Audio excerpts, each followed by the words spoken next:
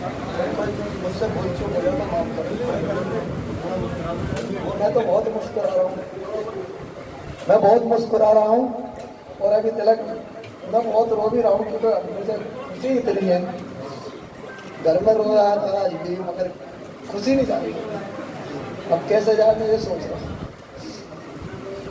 हम वहाँ पे भैया का मेरे को फोन आया था। भैया बोलने लगे वहाँ पे 41 वर्कर फंसे हुए हैं, जिसमें मुन्ना अशोक जी का फोन आया और भाई लड़के तैयार कर लो। मैंने भैया कहाँ पे फंसे हुए हैं? उत्तराखंड। तो मैंने ठीक है भैया देखता हूँ, मेरे को बताना। मैंने जब जी नहीं, मैंने नहीं देखा था, भैया ने देखा था, मैंने नहीं देखा। क्योंकि अब ऐसा है, बच्चों में मैं घिर जाता हूँ। मेरे तीनों बच्चे अकेले रहते हैं, मामा है नहीं उनकी, तो मैं अकेला उन्हीं में घिरा रहता हूँ।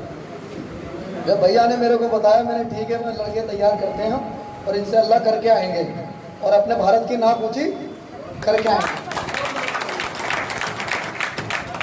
जब हम यहाँ से निकले, पहुँच गए, हमें 2-3 दिन उन्हें भरोसा नहीं रहा। वो अगर इस्तेमाल करते रहे, वो अगर मैंने ये फंस भी जाएगा, आप मान लीजिए। हमारे भाई साथ भी अंदर गए, सरिया थी उसमें, बोलने लगे हमें एक बार 2 घंटे का चांस दे दो, बाकी फिर आप कर लेना। हमने वो 2 घंटे क्या दिया, हमारे 3 दिन चले गए। हमें बहुत अफसोस हुआ, मेरे 3 दिन और हो गए, अब हमें ये चांस देंगे नहीं। मैंने चलो कोई बात नहीं, अल्लाह वाली के देखते हैं सब। अब रुके रहे। जब उन्होंने, एक कर्नल थे हमारे, बहुत प्यारे थे, बहुत अच्छे थे, उन्होंने बहुत कोऑपरेट हमारे साथ करा और विश्वास भी उन्होंने हम पे करा। बुलाया वकील साहब के थ्रू हमें और हम उनके पास गए। बोलने लगे आप उसे कर दोगे? मैंने जी 24 घंटे, मैंने 24 घंटे चाहिए और हम उन्हें बाहर लेके आ जाएंगे। बोलने लगे ठीक है, मगर आप हमारी शर्त पे हैं। मैंने बताइए आप? बोलने लगे हम पहले से इंतजाम करके चलेंगे, नहीं भी हुआ तो हम आपको एक जुगाड़ देंगे ऐसा जो हो। मैंने ठीक है जी, जैसा आप बोलोगे वैसे ही होगा, मगर मैं आपसे 101% कह रहा हूँ, हम इसी पाइप पे उन लड़कों को लेके आएंगे, दूसरा पाइप लगाने की जरूरत नहीं पड़ेगी। तो हमें इतनी खुशी हुई थी जब उन्होंने हमसे बोला, और अंदर गए तो उन्होंने बोल दिया था पूरी कंपनी से, इनके काम में कोई इंटरफेयर नहीं करेगा 24 से 36 घंटे तक। और उन्होंने बहुत अंदर हमारे साथ कोऑपरेट करा। और जो हमारे मुख्यमंत्री साहब थे, बहुत हमें आके शाबाशी देते थे और बहुत प्यार करते थे और सारी चीज़ की सुविधा थी वहाँ पे, किसी चीज़ की कमी नहीं थी। विधायक साहब भी आए थे, उन्होंने हमारे कंधे पर हाथ रखा, हम इतने खुश होते थे बहुत। मैंने बताऊँ हमारे कंधे पर कितनी बड़ी हस्ती हाथ रख रही है, बताओ क्या है। हम बहुत खुश होते। एंड में मैं अंदर नहीं रुका क्योंकि रेस्क्यू टीम जो थी उनको सौंपा था काम अंदर से निकालने का, हमारा काम जो था सुरंग बनाने का। मगर फिर भी मेरा दिल नहीं माना। उन्होंने जब आवाज़ दिया ना मुन्ना भाई से मिलना है, मैं पाइप में अंदर पहुंच गया उनके पास। जब पहुंचा तो उन्होंने मेरे को सीने से लगाया और एक चॉकलेट दी। फिर बोलते हैं मुन्ना भाई आपको क्या चाहिए? मेरी जान चाहिए या भगवान का ओहदा चाहिए? मैंने भगवान का ओहदा तो मैं कभी नहीं ले सकता, तुम्हारा प्यार चाहिए मुझे। बहुत बड़ी खुशी है, बहुत बड़ी खुशी है, मैं बहुत खुश हूँ। और मेरे जो पीएम जी हैं, जो मोदी साहब हैं, मैं उनसे अनुरोध करता हूँ हमारे कंधे पे हाथ रख दें, बस हमें बहुत खुशी है। बहुत बहुत धन्यवाद मुन्ना जी।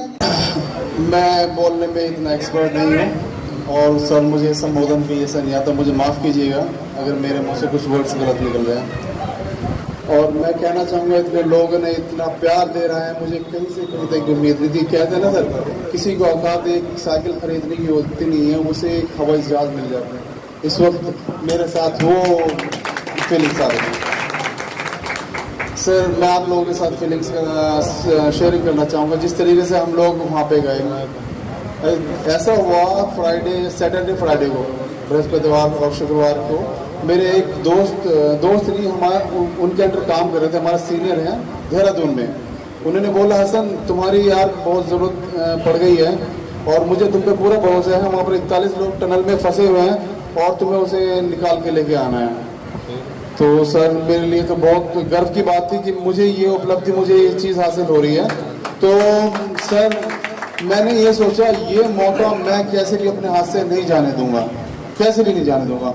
मैं उनसे पूरी रात, मतलब उन्होंने 10 बजे बोला था तैयार होने के लिए। मैंने मुन्ना से बोला भाई मुन्ना यार ऐसी सिचुएशन आ पड़ी है भाई, यहाँ करना ही करना और जाने जाना है। हम कंफर्म नहीं हुए थे, लेकिन हमने अपनी उत्तर प्रदेश यूपी से जो हमारे लड़के थे बिल्कुल एक्सपर्ट लड़के थे, और फिर दिल्ली में जो एक्सपर्ट लड़के थे हमने सबको बिल्कुल तैयार कर दिया स्टैंड बाई। जबकि हमें वहां से कंफर्मेशन कुछ नहीं था कि तुम्हें आना ही आना है। हम मना भी हो सकते थे क्योंकि वहाँ 50-50 करोड़ की बहुत कॉस्टली बहुत महंगी मशीनें लगी हुई थी, तो हमारा तो ऑप्शन बहुत बात का था, लग पहचान। तो हम मुन्ना पूरी रात जागता रहा, मुझे कॉल करता रहा, भैया क्या हुआ, भैया क्या। मैंने भैया यार अभी कुछ भी नहीं हुआ, वहां से कॉल नहीं आई है। लेकिन फिर अगले दिन हो गया, दोपहर के दिन, इसने बोला भैया आप कॉल करो। मैंने कहा चल यार कॉल करता हूँ। मैंने कॉल की तो उधर से हमारे जो NECL के जाला सर थे, उन्होंने कहा हसन जी हम आपके पास कॉल करने वाले थे, आप एकदम वहाँ से मूव करो और फटाफट यहाँ जाओ। तो हमने ऐसा 7 बजे करीब हम लोग यहाँ से निकल कर 4:45 हम लोग वहाँ पहुँच गए। पहुँचने के बाद सर हम 3 दिन रुके, हमने देखा वहाँ पे, और 3 दिन रुकने के बाद हमने जब अंदर की कंडीशन देखी, एक बार हमने खुद है ना जाके कंडीशन देखी, तो हमने उनसे बोला सर आप ऑगर ना चलाएं, अगर ऑगर चलाएंगे तो फंस जाएगा इसके अंदर। तो उन्होंने बहुत मेहनत करी हुई थी, उन लोगों ने बहुत ज़्यादा मेहनत करी हुई थी। तो कंपनी ने सब देखते हुए कहा एक चांस और देना चाहिए इनको, ये काफ़ी मेहनत कर रहे हैं। तो मैंने सर ठीक है कर लीजिए। और लगभग 1 घंटे बाद वही सिचुएशन हो गई, वो ऑगर जाके एकदम फंस गया। बहुत मोटी सरिया थी, 32 mm की, गाटर भी थे, सरिया भी थे और पाइप भी थे। उससे वो आगे गया ना पीछे गया, और बिल्कुल फंस गया 45 मीटर। अब जब फंस गया तो फिर उस पर काफ़ी करते रहे, शाम तक भी कोई रिजल्ट नहीं मिला। तो उसे फिर काट के निकालना पड़ा, जिसमें 3 दिन वेस्ट हो गए हमारे। और 3 दिन वेस्ट होने के बाद हमारे लड़के अंदर घुसे, और घुसने के बाद उसमें 200 किलो का एक कटर हेड होता है ऑगर का, 200 किलो का, वो अपनी जान पे रख के उन्हें पाइप पे लेके आए। पाइप पे लेके फिर उन्होंने गाड़ी पे रखा, फिर उसे खींच के बाहर लेके आए। उसको करने के बाद फिर जो भी उसमें दिक्कतें थी, बहुत मोटे मोटे सरिया थे, गाटर थे, पाइप थे, उसे काटा, और काट के फिर मतलब जगह बिल्कुल स्मूथ बना के फिर पाइप पुश किया, फिर कटिंग करी, फिर पुश किया, फिर पाइप आ गया, फिर पाइप आ गया, उसे काटा, फिर पुश किया।